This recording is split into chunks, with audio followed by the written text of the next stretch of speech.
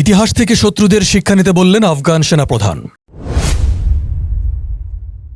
ইমারত ইসলামিয়া আফগানিস্তানের সেনাপ্রধান কারি ফসিহউদ্দিন ফিতরাত বলেছেন, কেউ যদি পুনরায় আফগানিস্তান দখলের চিন্তা করে তবে অবশ্যই তাকে শক্তিশালী আফগান সেনাবাহিনীর মুখোমুখি হতে হবে। তিনি বলেন, আফগানিস্তানের ইতিহাস থেকে শত্রুদের শিক্ষা নেওয়া উচিত। কমিউনিস্ট শাসনের পতন ও মুজাহিদদের বিজয়ের ৩৩তম বার্ষিকী উপলক্ষে এক অনুষ্ঠানে এমন হুঁশিয়ারি দেন তিনি। আফগান সেনাপ্রধান বলেন, শত্রুর যত শক্তি ও ক্ষমতায় থাকুক না কেন, তাদের শক্তি টিকবে না। আফগানিস্তানের মানুষ স্বাধীন এবং তারা শত্রুর বিরুদ্ধে লড়াই চালিয়ে যাবে, শেষ পর্যন্ত বিজয় অর্জন করবে ইনশাআল্লাহ। অনুষ্ঠানে সীমান্ত ও জাতিগোষ্ঠী বিষয়ক মন্ত্রী নুরুল্লাহ নুরি বলেন, মুজাহিদিনরা সোভিয়েত ইউনিয়নকে কেবল আফগানিস্তানই পরাজিত করেননি, বরং মধ্য এশিয়ায় সোভিয়েত ইউনিয়নের পতন ঘটিয়েছে। তিনি আরও বলেন, শীঘ্রই রাজনৈতিক, অর্থনৈতিক এবং নিরাপত্তা খাতে বিশ্বের উন্নত দেশগুলোর সঙ্গে প্রতিযোগিতা করতে সক্ষম হবে আফগানিস্তান। তথ্য ও সংস্কৃতি মন্ত্রী খায়রুল্লাহ খাইরাহ বলেন, আমরা লক্ষ্য করেছি কিছু ব্যক্তি তরুণদের মনকে বিভ্রান্ত করার এবং তাদের হাতিয়ার হিসাবে ব্যবহার করার চেষ্টা করছে। যারা জিহাদের সময় পরাজিত হয়েছিল তারা এখন জনগণকে ভুল পথে পরিচালিত করার চেষ্টা করছে।